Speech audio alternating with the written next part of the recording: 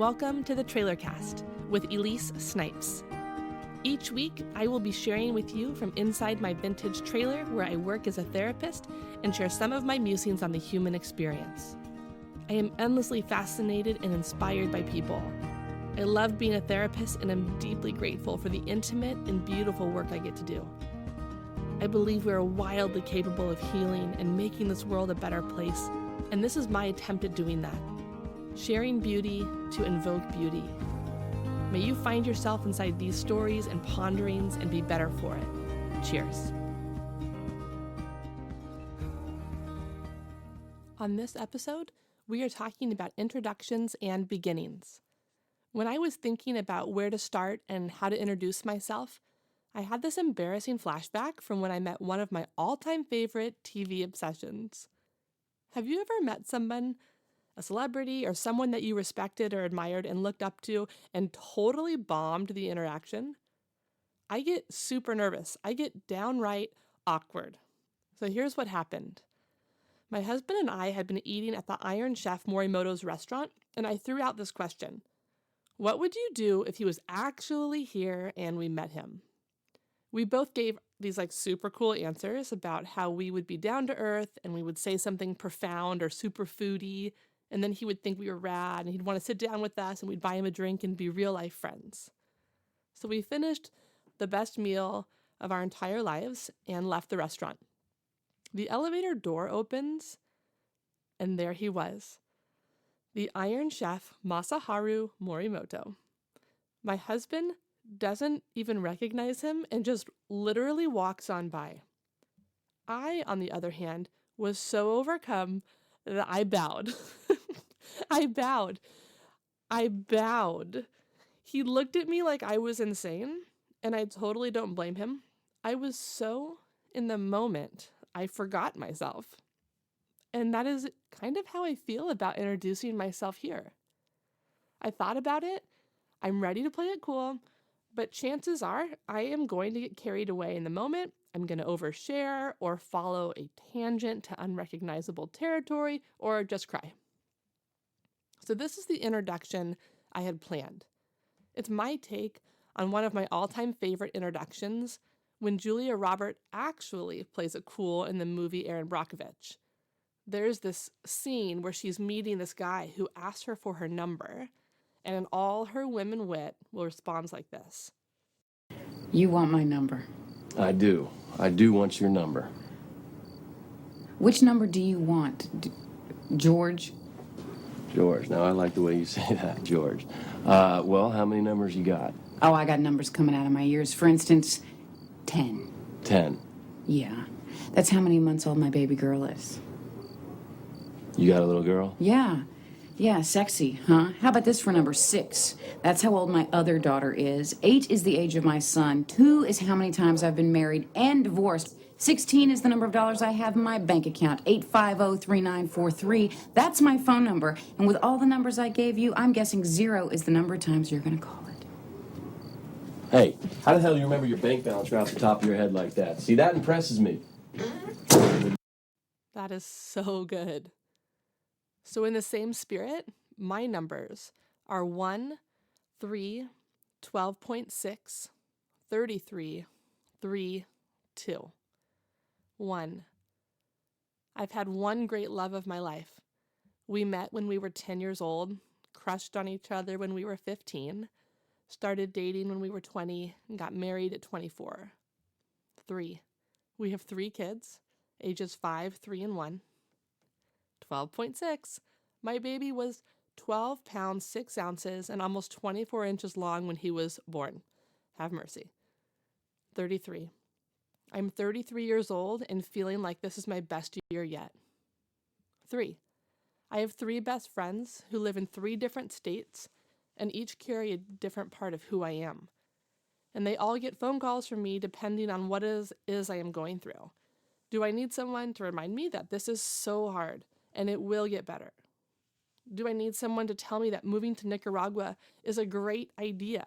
And of course, living our best lives and wildest dreams is possible while raising tiny humans? Or do I need someone to call while I'm eating cookie dough out of the tub because dang it, it's been a hard day and we deserve this? 3 beautifully different best friends. 2. I've been paralyzed twice from the waist down and had to learn how to walk both times. I'll share more on that later. So what else should you know right off the bat? I share honestly, and often from my own experiences. Years before I was a therapist, I was in my own suffering. I used to wonder what life would be like if I ever got to the other side of it, what I would do if I made it. Well, I did. I am, I guess, every day making it. And this is the place I work from, on the other side of darkness, loss, shame, but just on the other side, so I can still reach back and offer a hand. I hope you hear this from that place, of deep gratitude for my experiences, of resolute belief that things get better and that life is so beautiful, of learning to hold both extremes and to be able to honestly say, it is well. That is what I want to introduce you to. What can you expect from listening to the Trailercast? Each week, I will share, ramble about an experience that I've had as a therapist, what I'm learning from my work with people, a story from my own life, and hopefully something that makes you think a little deeper about your story and lift your chin a little higher. So why the Trailercast and why now? Because people have all sorts of crazy notions about what therapy is like or what being a therapist is like, and I want to share my own version of this. Actually, the next episode is about what it is really like being a therapist and my top most bizarre experiences when I tell people what I do. And why now? I've been toying with this idea of creating a podcast for about a year.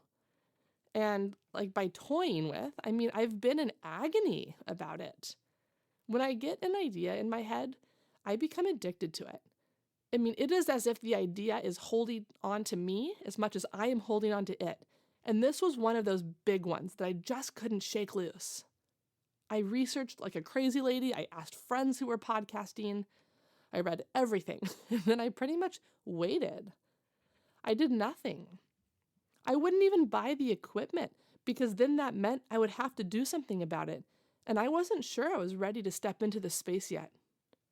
So I let that dream just fester, waiting for some supernatural nudge or courage or obvious sign I couldn't avoid.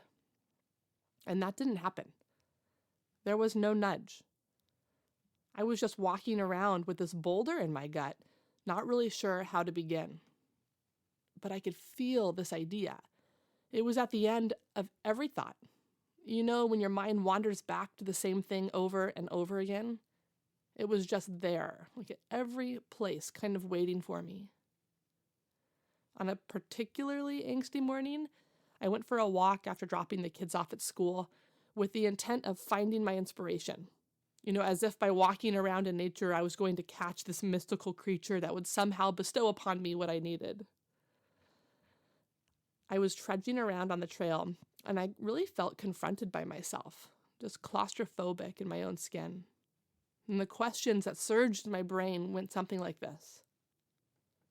What am I doing out here? When have I ever waited for a nudge for anything? When have I waited for someone or something to direct me or give me permission to live fully? And never was my answer. I am not a nudge needer. I am a jumper. When I get up to the edge of something, I am a go for it kind of person. For better or for worse, I jump. And this moment, this remembering, this was my beginning. I had spent months getting twisted up in how to start and where to begin, and then that wrestling just became tired. There was never going to be any other release from this feeling other than just doing it. And so here we are, beginning, jumping. There is something about a first thing that has an electric buzz about it, a tingling anticipation, knowing that everything could be different after it starts, or at the very least that we will become different in the process. I mean, this feels like the beginning of a relationship, the hyper-aware stage where you are so attuned to what the other person is doing and so anticipatory of their every move. Man, I can remember when my husband and I were first dating. The sound of his truck engine pulling up to my house could send this electric feeling down my spine. The beginning of love. And this is not unlike that. I feel excited, hopeful, worried I'll say too much or not enough. I wonder if I will be understood or if anyone will listen. There is something vulnerable and yet powerful about stepping into this space, acknowledging that there is something within me that wants to speak and wants to be heard. That feels brazen and dizzying. And all that brings me to you. What is it for you when you think of beginnings? What have you begun or have yet to begin?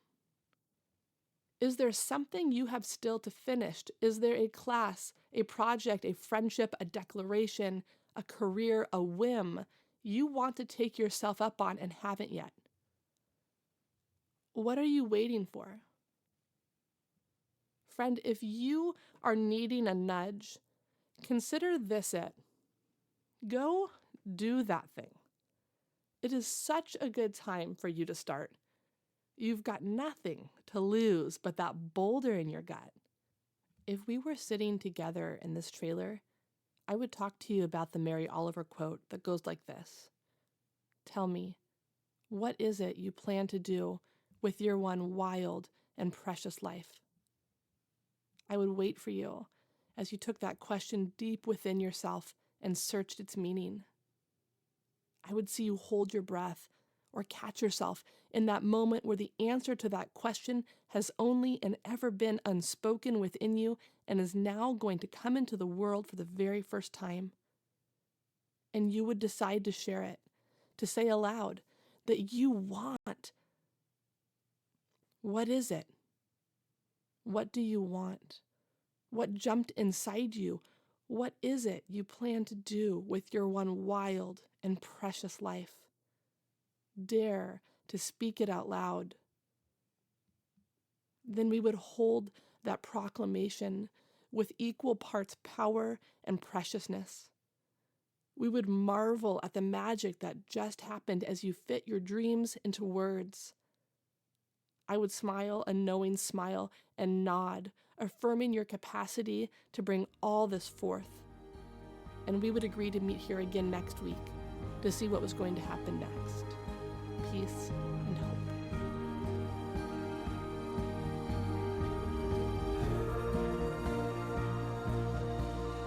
Thanks for listening. To connect with me, suggest a topic for the show, or ask a question from your own life you would like to have answered, email me at elyse@trailercast.com. ELYSE@trailercast.com. You can also see more on the Trailercast website or follow me on Instagram @trailercast, where you can watch the renovation of my vintage mobile office and see more from behind the scenes. Remember, you can subscribe on iTunes and tell your friends.